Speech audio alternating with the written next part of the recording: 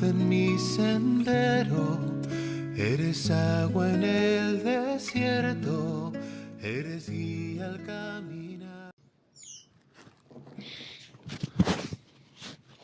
Un saludo muy cariñoso, amigos y amigas de Radio Colombia, de Radio Fides, de la página liturgo.org, de la página Liturgo en YouTube. Muy buenos días en este Domingo de Ramos, mi querido diácono Mauricio Fernández Rojas. Saludos en Jesucristo, amigo y Señor nuestro. Bueno, yo voy a tener sábado de Ramos. Usted ya tuvo sábado de Ramos. Sí. Sí, eso es muy complicado, pero no vamos a discutir. Pero son razones pastorales. Sí, pero claro. ánimo y poder celebrar esta fiesta. Claro, esta Semana Santa tan maravillosa que se nos ofrece, tal vez hacerle un poquito, recordar un poquito el sentido del Domingo de Ramos, que es el día, que no se sabe qué día fue, en que Jesús entró en Jerusalén. Tiene que haber sido antes de ahora, pero bueno, porque 6 días antes va a hacer la cena en la casa de Simón, el fariseo. Pero bien, en todo caso, lo importante es que la fiesta tiene un sabor que no es amargo ni es dulce. Por eso yo lo comparo con un plato de esos chinos que se llaman agridulce. ¿Sabe cómo hacen la salsa agridulce? Usan vinagre y azúcar. Y ese es el sentido del Domingo de Ramos, porque el Domingo de Ramos tiene que empezar con una enorme fiesta callejera, en donde la gente grita y canta y baila en las calles porque Jesús está entrando a Jerusalén. Es el único momento en que Jesús usa una cabalgadura en su vida. Más chiquitico tal vez lo llamaban en burro, pero después ya no, siempre lo hizo a pie todo. Pero ese día pidió que le trajeran un burro. ¿Y por qué un burro? Y lo simbólico de que sea el primero que lo monta. Ah, ¿verdad? claro, sí. Porque eso era derecho real. Sí, claro. Nada más. Y claro, como Jesús desciende del rey David, y el animal que David usaba para su transporte era un burro, Jesús tenía que entrar en Jerusalén montado en un burro, que nadie había montado todavía, y le iban a gritar las gentes a las calles, Hosanna al Hijo de David, bendito el que viene en nombre del Señor. El Hosanna, que es una palabra importantísima, que para mí era como cualquier cosa, sonaba como a Roxana. No, Hosanna significa, aquí estamos esperando que vengas a salvarnos, o algo por el estilo, ¿verdad? Te esperamos y gozamos en la espera. Claro. También he escuchado esa. Entonces esa idea de recibir al Redentor, aunque la gente no sabía ni quién era, le gritaban y le cantaban. Y entonces esa parte del domingo es alegre y festiva. Y se usan ornamentos rojos, por supuesto. Cuando yo estaba chiquillo, el cura se cambiaba de ornamentos rojos a morados. Y ahora ya no, por dicha, para darle coherencia. Lo que sí sé, y sí me acuerdo, présteme el folleto ese, porque sí bueno, interesante recordar que hay un evangelio para bendecir los No, y que iniciamos los ramos. fuera. Se inicia por allá. En algún lugar afuera. Se bendicen los ramos y se viene en procesión. Se hace un evangelio en que se habla del acontecimiento del burro y la famosa historia. Y luego nos venimos en procesión cantando el Hosanna al Hijo de David. Oye, ¿qué pasa con los que quieren guardar campo en el templo? No empezaron la celebración. Llegaron tarde a misa, Llegaron a pesar de que llegaron más temprano que nadie. Pero me interesa mucho caer en la oración colecta, porque la oración colecta del domingo marca como un campanazo el inicio de la pasión. Por eso se llama Domingo de Ramos en la Pasión del Señor. Son dos realidades, dos fiestas. Y la oración, vea qué fuerza tiene. Dios Todopoderoso y Eterno, que hiciste que nuestro Salvador se encarnase y soportara la cruz, para que imitemos su ejemplo de humildad, concédenos propicio aprender las enseñanzas de la pasión y participar de la resurrección gloriosa. ¿Qué pasa con esto? Nosotros celebramos el domingo, el Día del Señor. Entonces, la Semana Santa se va a circunscribir fundamentalmente a 2 días. El Domingo de Ramos para celebrar la muerte de Cristo y el Domingo de Resurrección para celebrar la resurrección de Cristo. El resto, si usted puede vivirlo, vívalo, porque es muy lindo. Pero si no puede, Ánimo. Domingo. Domingo de la Pasión, Domingo de la Resurrección. Y es que la lectura nos va a llevar en el movimiento casi que es de la vida. O sea, esta hermosa vida que tenemos que a veces se vuelve un sub y baja o como si fuéramos en un carrito de estos de montaña rusa. Porque así es la vida. Así es la vida. Y eso, la propuesta del domingo es muy fuerte porque empieza con un texto De tu querido Isaías. Ah, sí. Del siervo doliente, ¿verdad? Es esa idea bueno, soy discípulo, es decir, me toca enseñar y me espabilan todas las mañanas, me dan bofetaditas para que yo me despierte y escuche como un discípulo y se me abren los oídos y yo no me acobardo, no me echo atrás, pues voy para adelante, a pesar de que lo que me venga sea lo que yo no quería, pues eso lo hago y no quito la cara cuando me dan bofetadas y dice, ni me arrancan la barba, porque esa es una forma de tormento, ¿verdad? Arrancar la barba a la gente duele mucho. Bueno, y cuando me ultrajan y me escupen, pero el Señor viene en mi ayuda y por eso no quedé confundido, por eso endurecí mi rostro como el pedernal. Yo sé muy bien que no seré defraudado.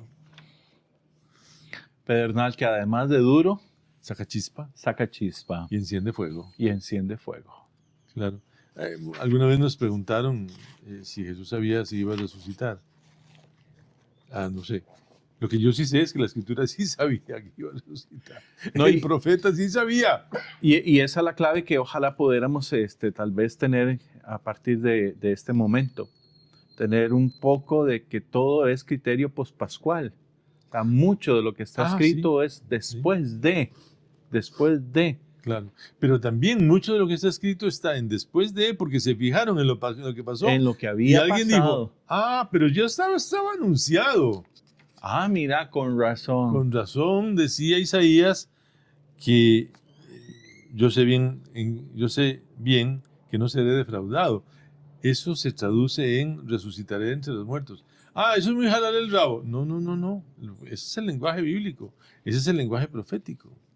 Así funciona. Y es el lenguaje que tenemos que tener, sobre todo en los próximos textos que vamos a tener, en función de, ok, Señor, ¿qué quieres decirme hoy? Hoy. Porque puede ser que, como sucede algunas veces, que me encontré con Cristo hace 40 años. No. ¿Qué pasó hoy? ¿Qué pasó ayer? Hoy, ¿qué quieres decirme hoy? O sea, ¿qué palabra quedó resonando en mi corazón? Porque vamos a escuchar la pasión. Claro. Y Mateo, como dices tú, es increíblemente detallista, ¿verdad? Detallista. Lleva ¿no? cuentas de todo. Porque además tiene que llevar cuentas de las cosas que decía el Antiguo Testamento. En la vivencia alfa uno descubre que Jesús en su vida cumplió más de 300 profecías. Creo que son 58 de las cuales las cumplió en un solo día, en el día de su muerte. Uno se enfrenta a eso desde la experiencia pospascual. Una vez Jesús resucitado entra en contacto con los discípulos se inquietan con este acontecimiento que les saca completamente de control y se van a buscar en los textos de Isaías, de Jeremías, de los profetas, de los salmos, encontrarse lo que Jesús hizo en el camino de Emaús, ¿verdad? Que eso lo veremos más adelante. En el camino de Emaús, el Jesús resucitado les pone así, les hace ver a aquellos dos discípulos cómo la Escritura se cumplió con él. Pero Mateo retrata algo aquí que se van a dar cuenta en misa, que hablábamos de las blasfemias que hacen las autoridades, ¿verdad? Aquí está, Mateo retrata la mejor de las blasfemias y por parte del sumo sacerdote. Te conjuro, dice aquí esta traducción, te conjuro por el Dios vivo, a que nos digas si tú eres el Mesías. Y luego otra que tú dijiste que no le había puesto yo atención, y es cierto, los fariseos hacen actos impuros por beneficio propio el sábado. Es contra la ley visitar un cementerio un sábado. Por eso las mujeres no fueron el domingo, el sábado, sino hasta el domingo para poner el perfume al cuerpo de Jesús para que no oliera tan mal. Por eso los apóstoles tampoco ni siquiera se arrimaron, porque de ahí es que... Oye, pero si uno se pone a ver... y con el mazo dando. No, pero si uno se pone a ver en función de la ley, ¿cuántas leyes violaron los fariseos? Son muchas. Primero dieron más pasos de los que tenían permitido dar. Sí. Se acercaron a un lugar que no podían ni siquiera... Sí. Fueron y vinieron. Fueron y vinieron, ya dieron más pasos. Sí. O sea, estaban en un lugar en el cual los iban a purificar y que no era simplemente llegar y quitárselo con un lavado. Estaban con paganos. luego negociaron con paganos, Claro, porque tuvieron que entrar a la casa. claro. Sigo. Sí, es que ellos son tan legalistas que perdieron el sentido completo de la ley al violar la ley precisamente para seguirse porque el texto dice justificando. que se reunieron y se presentaron ante Pilato, y Pilato no iba a estar saliendo. Pilato no iba a salir. No, había salido en el juicio para conceder al pueblo, pero ahora no era el pueblo, eran unos tipos ahí que venían a hablar con él, pasen, a ver qué es la cosa. Esto es casa pagana, a mí qué me importa. Y ellos entraron como si nada. Pero ¿cómo es eso? Que la ley se cumple solo cuando yo quiero. No, ese es el problema. Y la ley tiene ese problema. La ley, se lo digo a la gente en misa, la ley solo existe para probar que usted es culpable.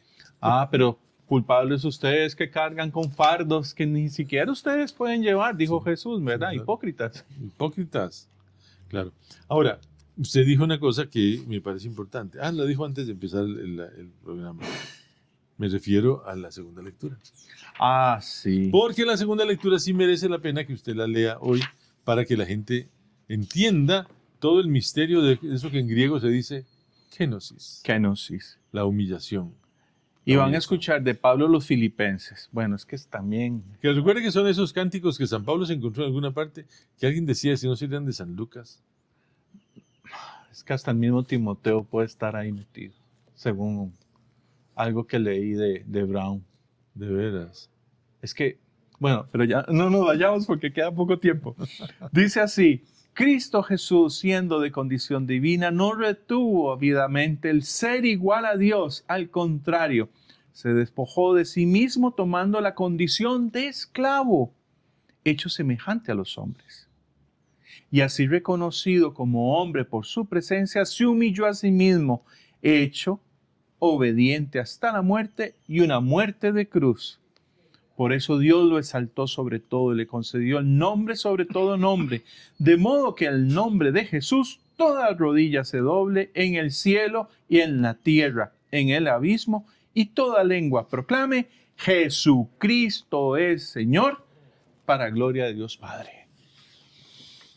Sí, esa sensación que produce ese texto es una sensación de un tobogán, ¿verdad? O sea, Jesús... Es esa montaña rusa, Álvaro, con el que empezamos. Jesús comienza, dice sí, y entra en esa caída libre que se llama, porque es ahí, váyase con todo, asuma la naturaleza humana y sométase incluso a la muerte, pero no a la muerte corriente, no es la muerte en un hospital finísimo con medicinas y con las visitas y todo el mundo ahí a la orilla de la cama. No, es muerte de cruz.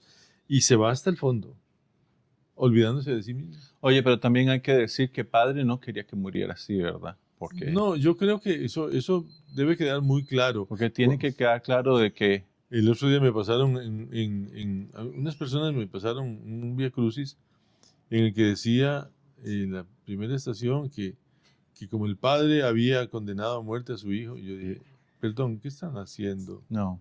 Y como el padre quería la muerte de su hijo para pagarse la factura, por Dios, ¿qué están haciendo? ¿Pero quién cree que es Dios? Y se da uno cuenta de que la gente tiene una idea de Dios que es como sorprendente. Oye, ni siquiera es veterotestamentaria, porque pocas veces Dios habla de sus hijos en esa forma de pagar todo lo que deben. No, yo creo que el hijo pródigo es precisamente el ombligo de estas narraciones, ¿verdad? El padre que abraza a su hijo a pesar de que huele a excremento de cerdo y lo abraza y lo viste y lo baña y le hace todas cosas porque lo ama, porque un padre que ama a sus hijos. No, esto es una decisión humana. Nosotros decidimos matarlo y decidimos matarlo de la peor manera. Los judíos pudieron haberlo matado a pedradas porque tenían más o menos listo la cosa. No les funcionó y le dan vuelta al argumento y lo mandan ante Poncio Pilato acusado de una cosa que Jesús... Lo vuelve un juicio político. Que ni siquiera sabía Jesús porque estaban sacándolo por ahí, porque lo acusan de haberse declarado rey de los judíos. Y esa frase no está en los labios de Jesús nunca. Está en las mentes de esos miserables que lo llevaron para que lo mataran de la peor forma posible, crucificado. Entonces, bueno, el hijo que entró en ese túnel, un túnel que vamos a decirlo con una palabra un poquito delicada, no está bajo el control de Dios, pero Dios lo permite para que Eso es ser omnipotente. sí, eso es ser omnipotente. Y bueno, y llegando al punto más bajo de lo más bajo, y siempre imagino en esas obras de rescate de personas, por ejemplo, en la guerra, o esas guerras estúpidas, o en los terremotos, que hay gente que queda por debajo de las En los escombros. claro, y ahí entran completamente. los rescatistas con ese heroísmo tan extraño a sacarlos. Y han sacado, alguna vez sacaron un niño de 3 días o algo así, Ujú. que estaba vivo todavía. Ese es el rescate de Jesús. Va al punto más bajo en que estoy yo, en que está usted, en que estamos nosotros, para sacarnos de ahí. Y eso le vale el que, como dice el texto, por eso Dios lo exaltó. Y Por le eso- concede el nombre sobre todo nombre. Y al nombre de Jesús se dobla toda rodilla en el cielo y en la tierra y en el infierno. O sea, aquí no hay duda. Por eso la pregunta a veces tan incómoda que hacemos nosotros a la gente, que se le hicimos de chino, ¿verdad? Chino, ¿salvo? ¿Sí o no? ¿Usted es salvo, sí o no? Sí, sí, porque el católico tiende a ser tan escrupuloso y tan pagado de sí mismo que supone que si se arrepiente, sí va a ser salvo. Pero la salvación la logro yo. La gente que le dice a uno, hazme un favor y te llevo al cielo. Ah, sí. Y uno se pone a pensar, ni siquiera esa persona sabe si va a ir al cielo y va a pretender llevarme a mí. Porque la gente está así. Entonces Dios lo exalta y le da un nombre sobre todo nombre. Y la declaratoria, que es una frase trascendental, Jesucristo es el Señor. Ah, pero ya Mateo ha dicho algo que es terrible. Caiga su sangre sobre nosotros y sobre nuestros El hijos. miserable de Caifás convertido en profeta, por supuesto, es un sacerdote, tiene alguna autoridad. Y dice esa frase, conviene que muera uno en vez del pueblo. ¿Y qué razón tenía? Y ahora el pueblo que dice, caiga su sangre sobre nosotros y sobre nuestros hijos, pues es otra vez, ahora es el pueblo sacerdotal el que está actuando como profeta. No, y se ha vuelto idólatra. Sí, bueno, es que yo creo que la experiencia religiosa hebrea, después del último profeta, 300 años antes de Cristo, en aquel silencio rotundo del intertestamentario, se llama, donde no hay nada. ¿Te acuerdas cuando empezamos este Cuaresma que hablábamos del texto que estaba leyendo de González Faust? Ajá. Se empieza siendo supersticioso, se puede llegar a ser idólatra, pero ¿cómo cuesta llegar a ser realmente Creyente. creyente? Sí.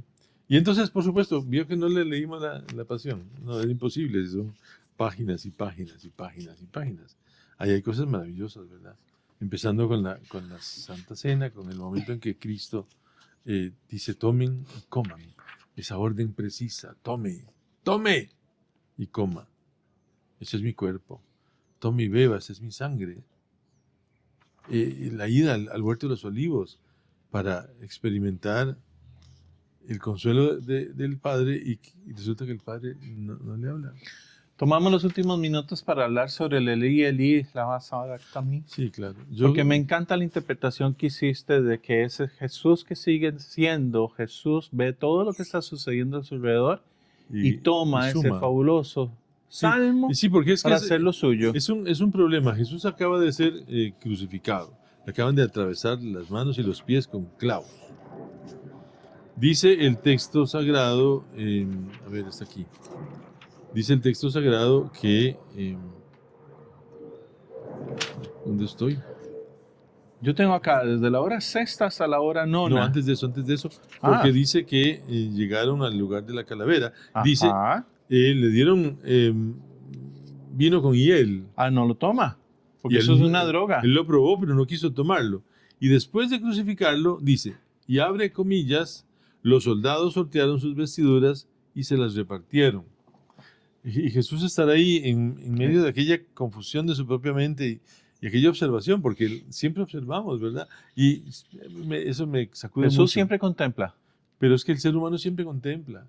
Hasta la gente menos dotada de inteligencia, entre comillas, es capaz de contemplar y de observar y de sacar conclusiones. A mí eso me estremece. A mí eso me deja completamente transido, porque la gente es capaz. hasta los más limitados mentalmente, son capaces de entender lo que les está pasando y lo que está sucediendo. Y Jesús ve aquello, está crucificado, ve aquello de la repartición de sus vestidos y comienza a escuchar, ¿verdad? Dicen algunos que insultaban y le dicen: tú que destruyes el templo y en 3 días lo vuelves a edificar, sálvate a ti mismo si eres el Hijo de Dios y baja de la cruz. Y entonces los sumos sacerdotes, ¿verdad?, que están ahí, el maldito del Caifás está ahí, junto con los escribas y los ancianos, y se burlan de él diciendo, comillas, ha salvado a otros y no puede salvarse a sí mismo. Es rey de Israel, que baje ahora de la cruz y creeremos en él. Ha confiado en Dios que lo libre si tanto lo ama. Ahora déjenme irme para atrás y leer lo que voy a leer. Déjenme irme para atrás y leer lo que voy a leer. Dice Dios. En el Salmo. Sí, claro. Los que me ven se burlan de mí, hacen una mueca, mueven la cabeza diciendo, confió en el Señor, que Él lo libre, que lo salve, si tanto lo quiere. Me rodea una jauría de perros, me asalta una banda de malhechores, me taladran las manos y los pies. Puedo contar mis huesos, se reparten entre sí mi ropa y sortean mi túnica. Pero tú, Señor, no te quedes lejos. Tú que eres mi fuerza, ven pronto a socorrerme. Eso es lo que Jesús está oyendo en la cruz. Está oyendo lo que están diciendo aquellos y al mismo tiempo tratando de enhebrar, por un instante lo veo dramáticamente, de enhebrar las ideas, a ver, ¿qué es esto? ¿Qué es esto? ¿Por qué me trae a la mente algo? Hasta que descubre lo que le trae a la mente. Y es lo que se usa como salmo responsorial el día del Domingo de Ramos. El salmo que se llama 21 o 22.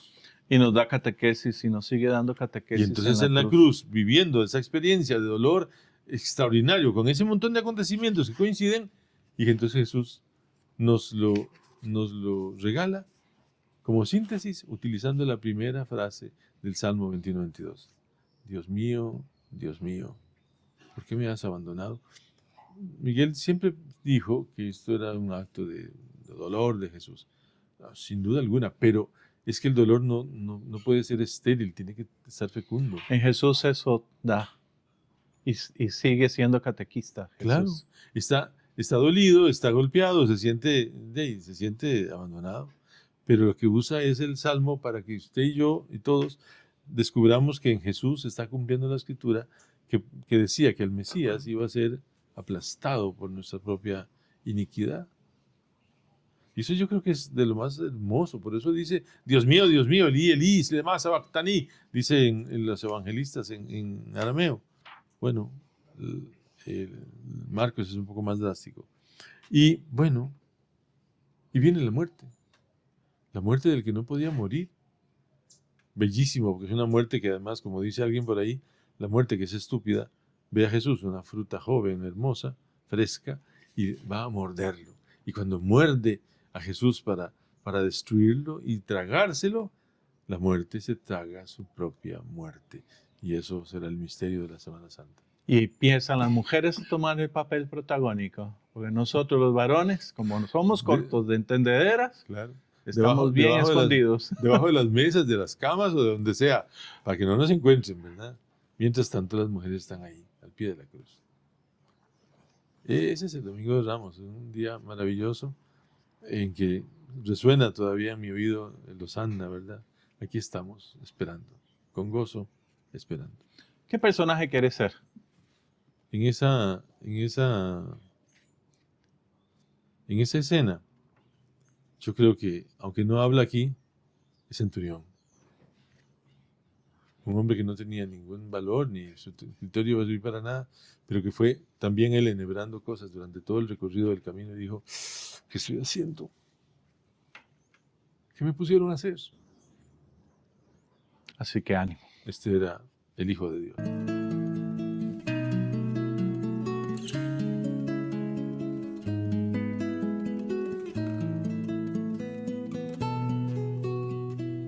Tú eres luz en mi sendero, eres agua en el desierto, eres guía al camino.